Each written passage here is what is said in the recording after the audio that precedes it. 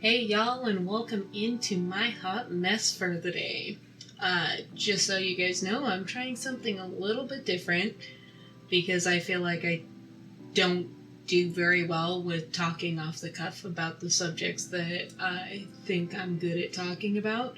I decided this time around I was going to write a script, so apologies in advance for me reading things out loud poorly.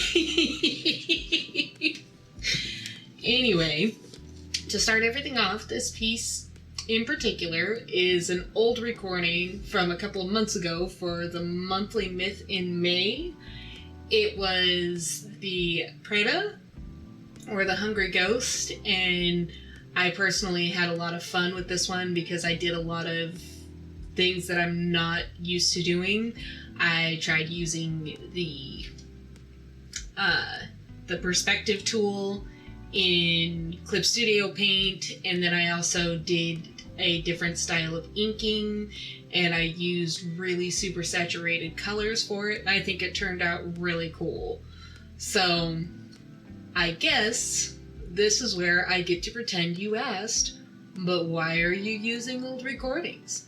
Don't you have new recordings to share? Well, I do and I don't, and there's a lot of reasons as to why this is the case.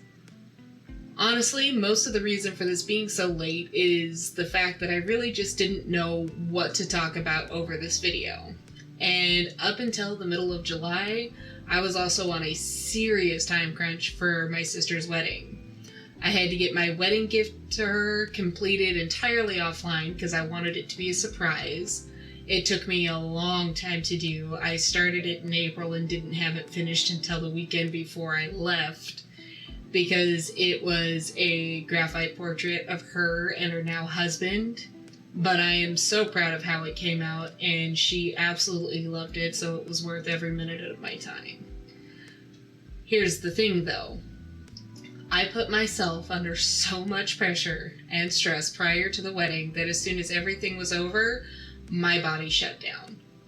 I'm sure I've mentioned before that I'm chronically ill, but I don't know if I've gone into detail about what it is I deal with, so I guess right now is as good a time as any. To start, I have lupus and rheumatoid arthritis. I also have a bunch of other health conditions, but they're not as disruptive in my life, so we'll leave them out for now. Having lupus in particular is actually kind of weird. So everyone knows the word. They know that it's an illness, and they know that it's bad. But very few people know what it actually is. The only thing I've had people tell me is either A, you can't go in the sunlight, or B, it's never lupus on house. So, like rheumatoid arthritis, lupus is also an autoimmune disorder. So basically, my body, instead of fighting off things like colds or a flu, it's attacking me.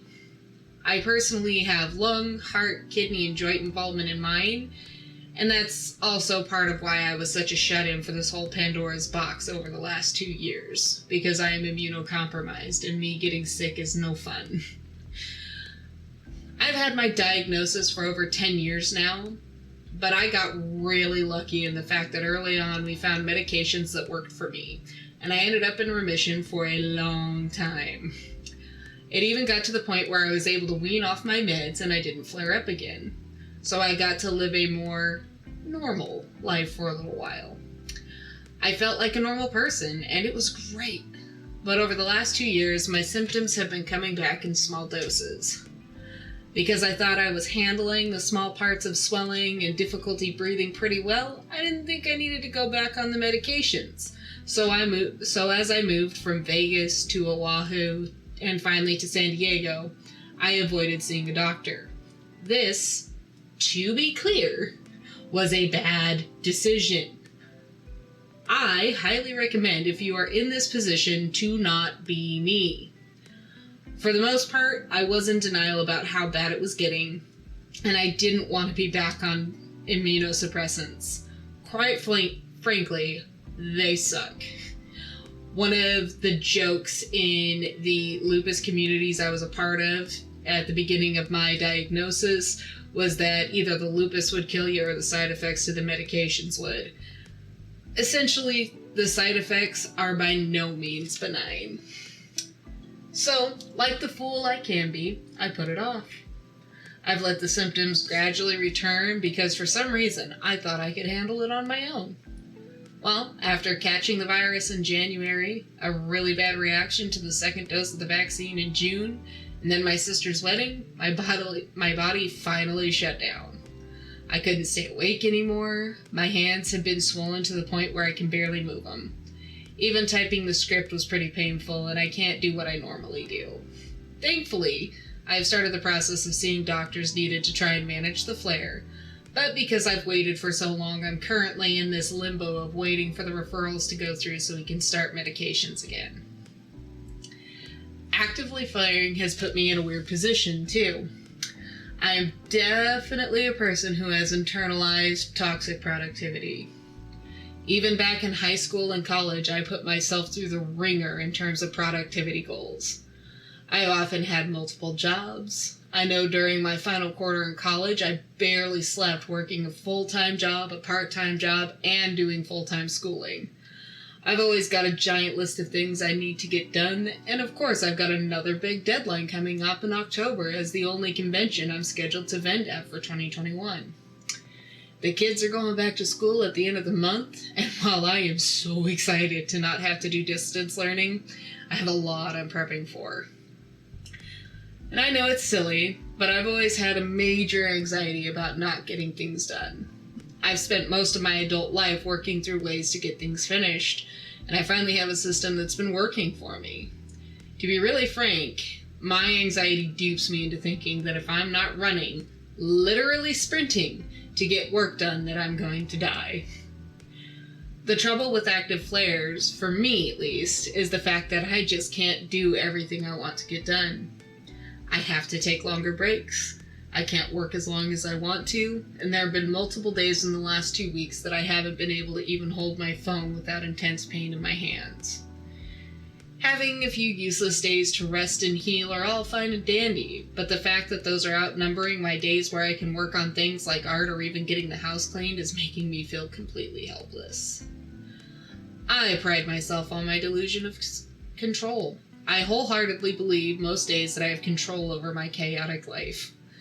I would like to think that I am a motivated person. I know I don't have a whole hell of a lot of time to get done what I want to get done. One of my friends described me as a person making up for time they don't have, and I think that's pretty accurate.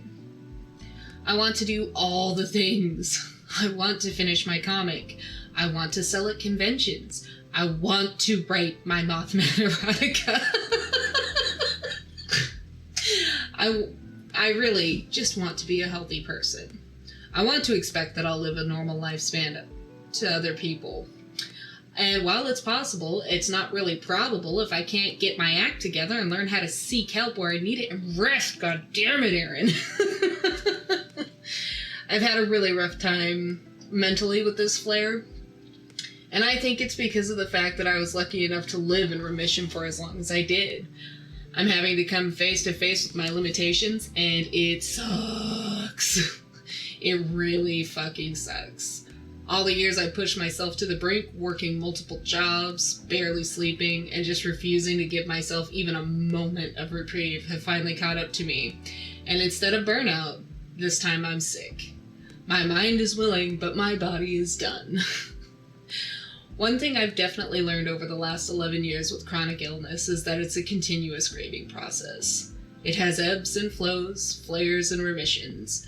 There are going to be times where I'm doing great, and there are going to be times like now, where I'm sick and cranky.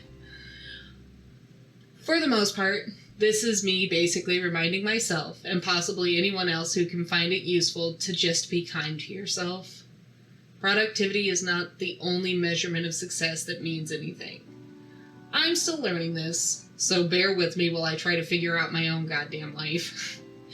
Perhaps one day I'll do a lengthy screed on knowing when your body needs a good long break, once I've figured it out. But for now, I just want y'all to know that you are loved, no matter how productive you are being, and it's okay to slow down. Now, I don't want to end this on a sour note. I am finally getting help.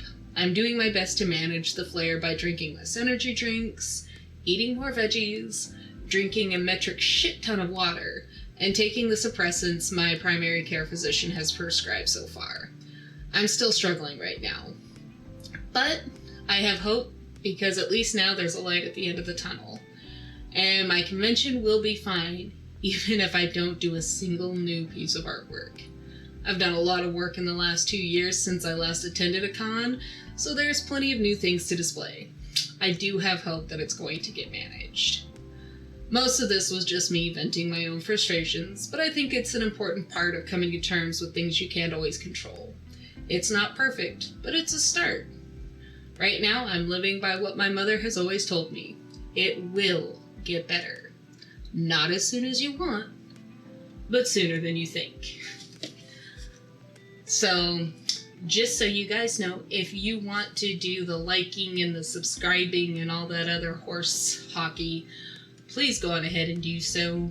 I would really appreciate it. And then also, if you want to see what I have for sale on Etsy, that is in the description below, along with links to my other social medias like the Twitter I never use, and the Instagram that I am currently finally posting on again, and the TikTok that I am on hiatus for because of my lupus. But I hope this helps anybody who needed to hear it.